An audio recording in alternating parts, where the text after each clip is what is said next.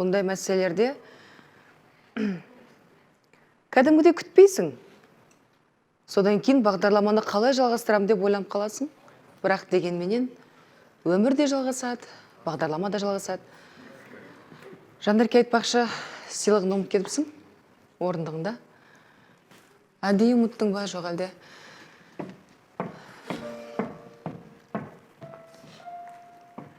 Жалғастырайық. Кішкене көңіл күйімізді көтерейікші, қошеметтеп қояйық. Бір рет. Неге өйткені қазір шымылдық жабылады? Голдпен? Үміткер кімге келді? Өзім ерекше таңғалыпты, қуанышты болып отырмын. Өйткені үміткер қабылдайтын қатысушы да ерекше.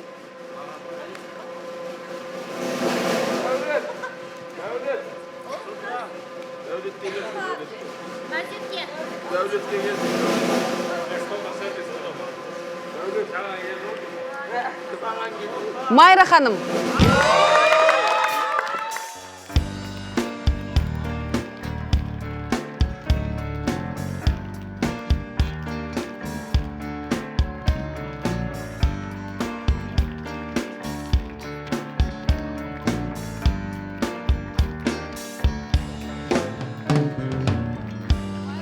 Сіздің қызыңыз ерекше қуанып жылап отыр, мен көріп отырмын. Майра ханымның қызы отыр екен. Есімі кім? Әсел. Әсел. Сен жылап отырсың ба, қуанып отырсың ба? Мен түсінбедім. Ұялып отыр қазір. Қызыңыз бүгін алып кепсіз. Күніге отырады ғой деме? Каникул ғой, соның қасында жүреді. Қызыңыз сіз үшін ерекше қуануда, Майра ханым. Күттіңіз ба? Иә, мен бақытты болған тілейді олар. Әрине. Майра ханым. Өзіңізге. Қалай енді, білмеймін де қазір ертерек айтып жатырмын, қазір үміткер ортаға шыққаннан кейін түсінесіз, бірақ сіздің талаптарыңызды тағдып естіп алайықшы. Сізге ең бастысы дені сау, денсаулығы кәдімгідей мықты, сізге көңіл бөле алатын ер азамат қажет, дұрыс қой? Сонымен жасы нешеге дейін болсын, нешеден бастап? 25-тен 50-ге дейін. 25-тен 50-ге дейін. Түсінікті. Ендеше дайындалыңыз, сұрақты өзіңіз қойыңыз. Өзіңіз білесіз ғой, енді әдетте қатысушылар сұрақты алса, осында жағдайларға тап боламыз. Біреу жылап қалуы мүмкін, біреу ұрысып кетуі мүмкін, біреу рэп оқып кетуі мүмкін. Сондықтан өзіңіз мүмкіндік болғанша сұрағыңызды да барлықтан өзіңіз қойыңызшы. Пікіріңізді де, осы жолы солай болсыншы.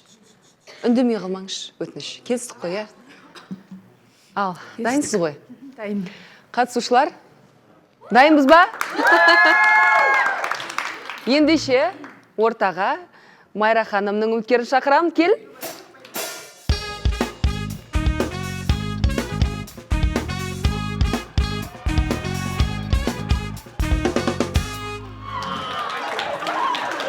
Қош келдіңіз.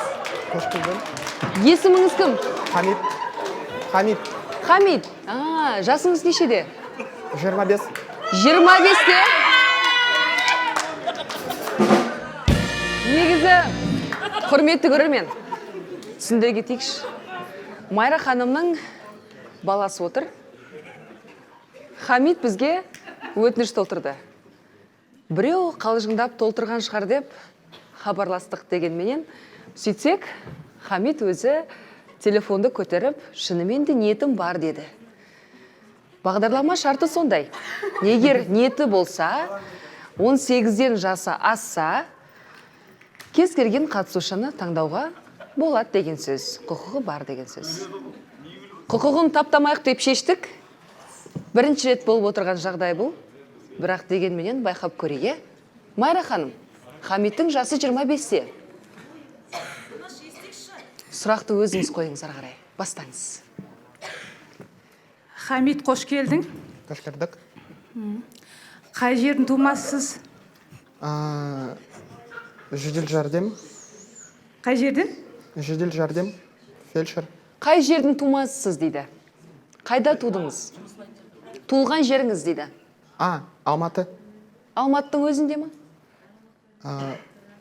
Алматы қаласының өзіненсіз ғой. Я, Алматы қаласы. Дұрыс. Мамандығыңыз? Фельдшер. Түсінікті. Алматыда ма осы жерде жұмыс істейсіз ба? Я. Түсінікті. Ал? Еліңіз кім? Еліңізді білейін деп едім. Еліміз Дулат. Дулат. Дулаттың ішіндегі Әке. Қандай? Әкесі. Түсінбедім. Дулаттың ішіндегі кімсіз сонда? Ру, әлде білмейсіз ба? Рудың ішінде, Дулаттың ішіндегі қандай русыз? Жет ата. Орта жүз. Дулат ұлы жүз. Жарайды, қинамақ қой, қарғарай жалғастыра беріңіз. өзіңіз үйленгенсіз ба? Жоқ. Үйленбегем. Бұрын үйлендіңіз бе? Еліміз. Болған жоқ. Балаларыңыз да жоқ, үйленген жоқсыз, Иә. Түсінікті.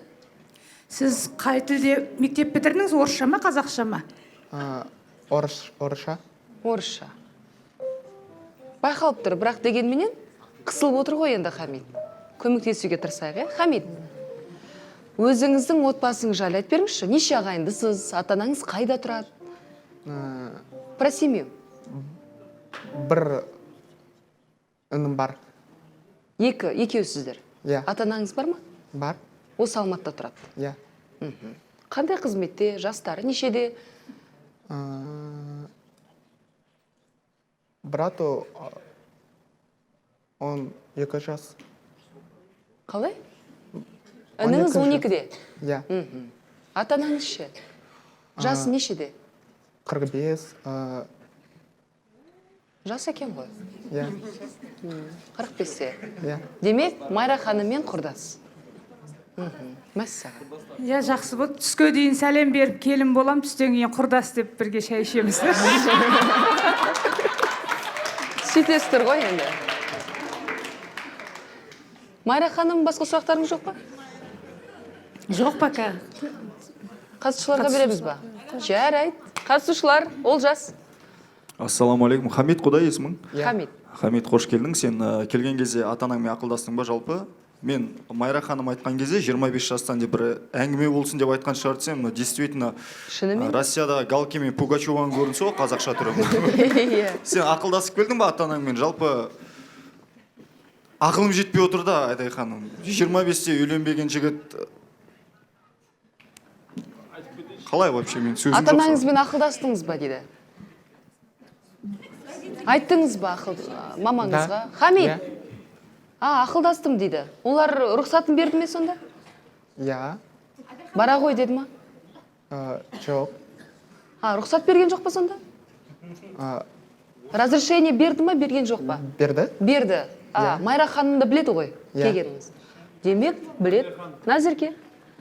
Қош келдіңіз, Хамид. Менде жалпы Майра апайға сұрақ. Сізде де ұл бала өсіріп отырсыз ғой? Сіз сияқты 45 жастағы келін қызды алып келсе не істейсіз, қабылдайсыз ба?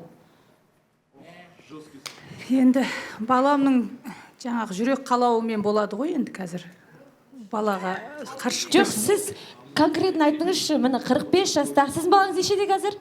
25-те. Міне, дәл кеп тұр. Міне, былай елестетейікші, Сара апайды алып келді. Мысалы, сізге келіндікке. Өзі жап-жас бала. Ең бірінші бір-бірін сүйіп, жақсы көріп қосылса болған шығар менің ондай. Рұқсатын берем Неге дейді. болмасқа, рұқсатын Онда берем. тұрған ештеңе жоқ дейді.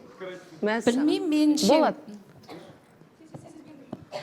Жаңа айтып отыр ғой, Майра ханым 25 пен 45 жаста ше, не тілейді, сол келді да жалпы. 45-тен 60 дегенде сол болады еді жалпы. Мен пікір ғой, енді қыздарға айтарым, қыздар жақсы тілесе, өзіне пікірлесе, жақсы болады. Жақсы келеді жігіттер, жаңа айтып отыр. Өзіне ұнайтын. Өзіне. Майра ханым қуанып отқан сияқты. Білмеймін. Бірақ жақсы болды, PlayStation Тілеп алды ойнайтын өзі. болды балаңызбен. Майра ханым, жалпы қуаныштысыз ба? Өте 25 жастағы қуаныштымын, жігіт. Сізге қартайганда кәдімгі қасымда жетектеп жүретін жақсы ғой жас болған. түсінікті. Айка. Қош келдің, Хамит. Майра тәте өткенде сізге 70-тегі шал келген кезде судың жағасына барған кезде біраз сынға алған болатынмын. Енді 25-тегі жігіт келіп тұр, қайда баратындарыңызды, қандай видео түсіретіндеріңізді Клубқа барамыз, клубқа. Енді Майра тәте жалпы жарайды, енді 25 жастағы жігітті қаладыңыз. Енді көбінесе айтады ғой, 45 жастан асқаннан кейін бір шай ішіп, сырласып отыратын жар керек деп ше. Сіз 25 жастағы жігітке не бере аласыз және ол жігіттен не күтесіз? Енді 45-ке келдік қой, опыт бар ғой, енді бәрін береміз. Нұрхан. Жалпы Майра ханымға сұрақ қойғым келіп отыр.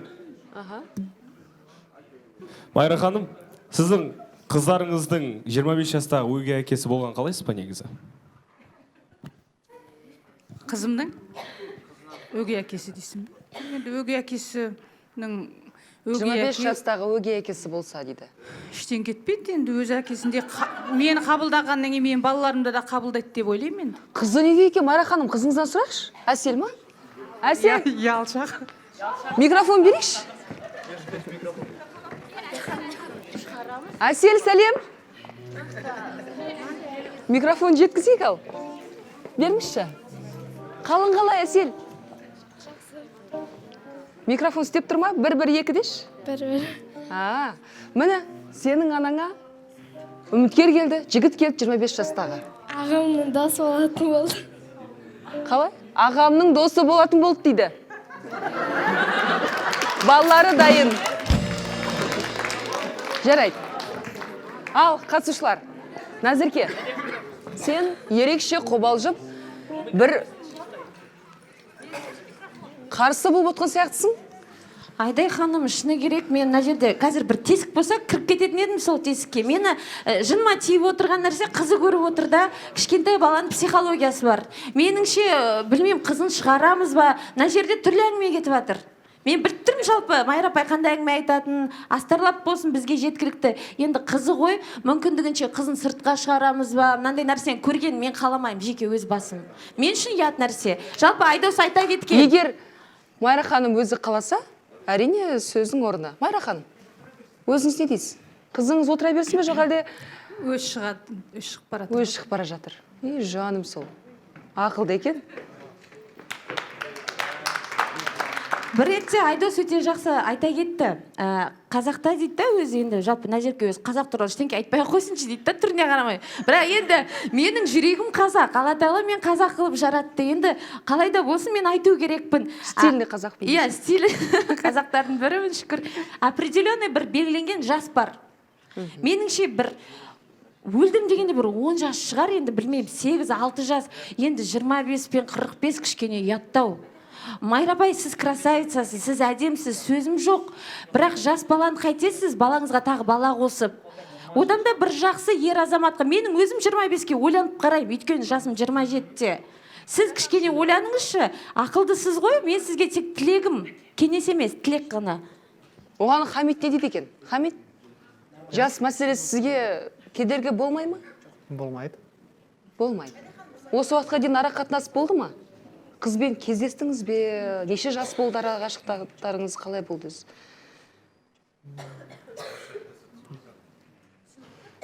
Болды ғой, ара қатынас? Я. Неше жас болды араларыңыз? Как бы возраст не имеет значения. Нешеде болды енді ара қатынастарыңыз? Бұрынғы ара қатынасыңыз? Неше жас? Үлкен болды ма, кіші болды ма, жасты болды ма бірге, құрдас болды ма? Хамит? 41. 41-де? Я. Мінекей. Мәссаған. Негізі мен түсіндіре кетейінші, құрметті көрермен, құрметті қатысушылар.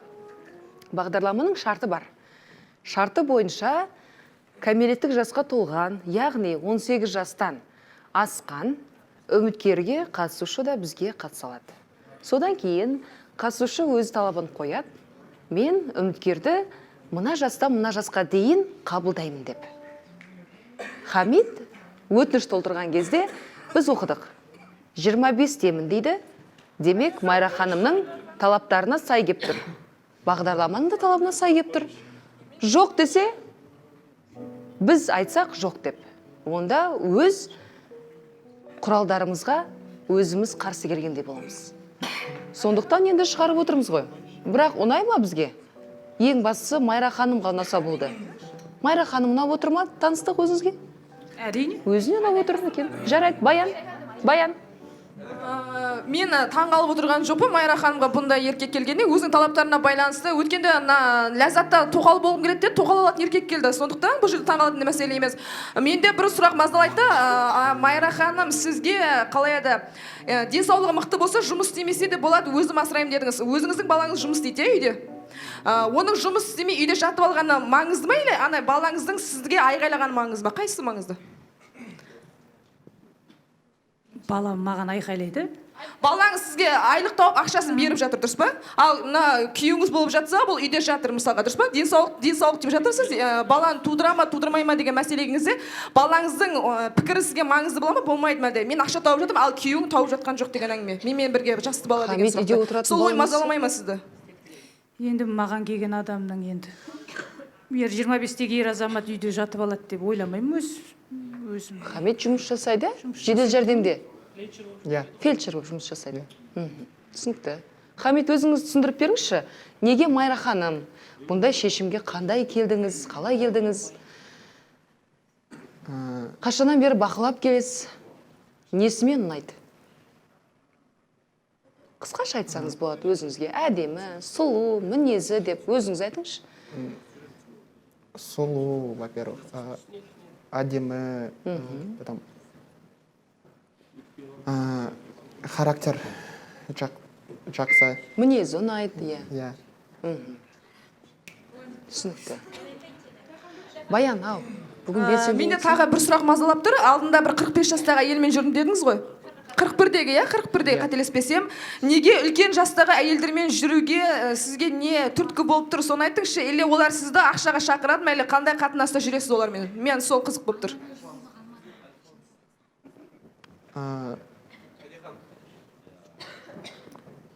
Шымылдық ашайға. Ашып аламыз ба? Менің ойымша қиналып кеттіңіздер ғой. Көріңдерші бір-бірлеріңізді.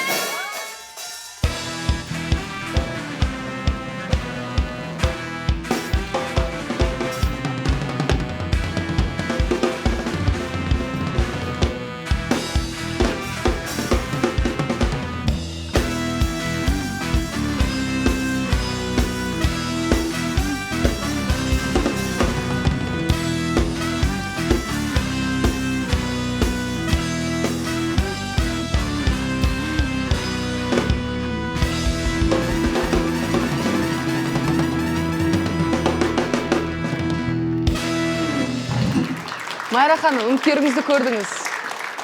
Қалай екен? Ұнады ма? Ұнады, әбедемі, тап-тұйнақтай. Өте жақсы. Сұрағыңыз бар ма енді Хамитке?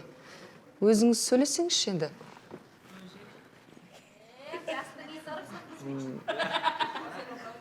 Енді сұрақтарды қойдық қой.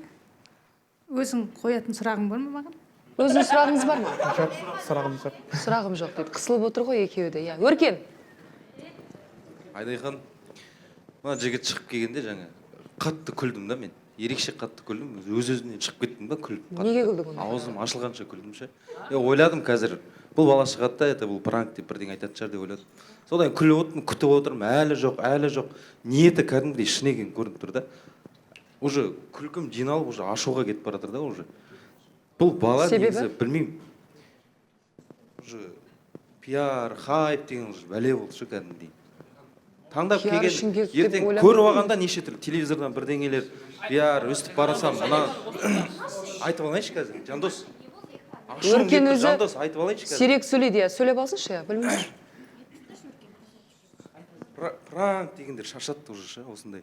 Осыған үлкен кісіге келсем қазір хайп болады деп ойлап отырған шығар. Ешқандай хайп болмайды, шын айтайын. Ешқандай хайп болмайды. Өзің дәрежең түседі, өзің абыройың түседі. Екі, Майра ханым осындай қадамдарға барады, не үшін білмеймін. Менің пайымдауымша, жаңа күйеуінен кек алғысы келетін сияқты. Күйеуі енді кезінде енді басқа әйелдерге барды ғой деген сияқты. Жас он әйелдерге көп барды, иә, менде жас бала қалаймын деген сияқты көрсеткісі келеді да экран арқылы. сол кегін көрсеткісі келеді деп ойлаймын. Майра ханым не дейді екен оған? Өркеннің айтып отқаны. енді әркімнің өз ойы өз пікірі бар ғой енді ешқандай кек жоқ енді ол үш баламның әкесі ғой күйеуіме ешқандай реніш кек жоқ менде. Осы экран арқылы көрсеткіңіз келеді Майра ханым. Мен білем сіздің жүрегіңіз нәзік, қандай өзіңіз қатарлас адам болса, тіпті болмаса бұрынғы күйеуіңіз қайтып келсе де қабылдайсыз, бірақ мына қадамға сіз бармайсыз, мен білем. Просто кек алу үшін қазір осы қадамға барып отырсыз. Солай ма? Олай болса ашығын айтыңыз, Майра ханым. Ой, мен білмеймін, біреуге жамандық істеп кек алу деген менің мінезімде жоқ ондай. Дұрыс жеткізе алмай отыр Майра ханым, просто кек алу емес, енді қызғандыру ма, білмеймін. Ал болады. Өркеннің сөзін келістіруге дейін жаңа күйеуі жас қыздарға барды, басқа елдер типа сен істей алғанды мен де істей аламын, міне көр дегендей шығар деп отырмын да. Енді мына кісінің істеп отырған шынымен де ол ойға сыймайтын нәрсе да. Менің де шын айтсам өркенмен жынданып отырмын, бірақ мына бауырыма жынданып отырмын. Майра ханым жарайды, әйел кісі ғой, көп нәрсе түсінуге болады, әйел кісілерді жарайды деп. Бауырымдікі ұят та енді қатты. Соң мен айта кетейін, бауырым сен фельдшер болып жұмыс істеймін дейсің да, мен қаншама фельдшер қыздар танимын, сұлу қыздар, не солардың арасында жас қыздар өзіңе сайын таппадың ба сонда? Ұнамай ма? Жас қыздар ұнай ма, ұнамай ма сізге? Нет. Неге? Неге ұнамайды, түсіндіресіз ба? Қаласаңыз орысша түсіндіре беріңіз. Біз ең бастысы сіздің пікіріңізді түсінсек болды ғой. Ну, только красота, так. Неге Опыт ұнамайды? жоқ. Потом то, все. Сол себепті Майра ханымды таңдап келіп отырсыз, иә? Ата-анаңыз қарсы емес. Не против родителей, да? Да. Түсінікті. Ақерке. Қош келдіңіз. Менде мынандай пікір бар да. Бұл жігітті мен ойлаймын, жаңа айтып отыр ғой, өзі мамасымен құрдас адамға келіп отыр ғой. Мүмкін кішкентай кезінде, бала кезінде анасының мейірімін көрмей өскен шығар. Сондықтан да сондай үлкен әйелдерге қарайтын шығар, сондай бір жылулық көрсетеді, мүмкін қамқор болады, ананың сондай бір немен келіп отырған сияқты да, сондай ниетпен келіп отырған сияқты Майра ханымға ше. Майра ханымға мынандай сұрағым бар да. Майра ханым, сіз кәдімгідей прям өзіңізге сенімді болып отырсыз да, я 25 жасар жігітті қабылдай аламын деп. Сонда сізде бұдан да бұрын сондай арақатынастар болды ма? Мына жігіт айтып отыр, мен 41 жасар әйел затымен арақатынас болды деп. Сізде болды ма? Сонда кішкентай балаңызбен жасты баламен арақатынас болды ма сізде? Мен енді жасым 45-те ғой. Осы 8 жыл бұрын ажырастым заң бойынша. Бірақ кеше қалаулымның осы табалдырығын аттағанға дейін күйеуімнің көзіне шөп салған емеспін. Күйеуім тірі қойып қалған жоқ. Мені көп адам таниды, жұмыста да, басқа жерде де. Біз өте қатал тәрбие алғанбыз. Соңына дейін күттім. Енді сол бірге жұмыс істейтін жаңағы әйел, жүзекші әйел жақсы көріп қалдым дегеннен кейін, енді кемейім дегеннен кейін. Майра тәте, мысалы сіздің балаңыз бар, ұлыңыз бар, оның жолдас балалары бар. Соларға да сіз сонда жігіт ретінде қарайсыз ба? Сонда мәселен 25 жасар жігітті қабылдаймын деп отырсыз қазір. Енді білмеймін, балам бөлек тұрады ғой, өзі достарымен бөлек араласады, үйге достарын әкелмейді, сол клубта кездеседі, өздері басқа жерде жиналады, үйге бір жолдас балаларын әкелген емес, сыртта машинамен келеді. Менің бір сұрағым бар. Өткен жылы 70 мәселесі көтерілген кезде сіздің аузыңыздан бір естіген пікіріңіз бар еді. Менің ата-анам құрдас, ер азаматты, менің күйеу бала қылып әпкелеме деп сөгет дедіңіз. Қазір енді 25 жастағы жігітті ата-анаңыз қалай қабылдайды деп ойлайсыз? Білмеймін, біз өзіміз жастайымыздан өзіміз еңбек етіп, бөлек үй жай болып, бір-бірімізге енді ақыл айтады, бірақ енді өзің біл, өзің махаббатың, өзің не қыласың дейді жаңа. Өзің шешесің дейді, енді өзің әйтеуір бақытты болсаң болды дейді ата-анам. Айды мырза. Айдын мырза, 1 минут күте тұрыңызшы. Күтпеген деп айта алмаймыз. Күткен жағдай. Майра ханым қазір тікелей байланыста, сіздің күйеуіңіз бар. Саламатсыз ба? Иә, сіз тікелей эфирдесіз. Жай, енді бұлар білмеймін, қандай өнеге беріп отқан жастарға. Жастардың да ішінен шықпады ғой бір айтатын адамдар. Кішкене айтпасаңыздар, бұл айын кішкене өзінің шекарасынан кеп қалған. Мен 8 жылда, 7 жылда оның ажырасқан емеспін. Осы жастар мені милиционер қуып шыққан екен. Участковый шақырып, жала жауып, мені де қуып шыққан бұлар. Балаларыма келетін болсақ, мен балаларыммен әлі дейін араласамын. Қызыма дейін араласамын. Мектебіне апарып алып келіп. Ой, сен осы Сіз қарызыр ойыңызды жинақтап алыңыз, байқап тұрмын, ұзақ әңгіме болатын сияқты. Телефон тұтқасын қоймаңыз, жарнамада екен әңгімелесеміз, алыстамаңыздар.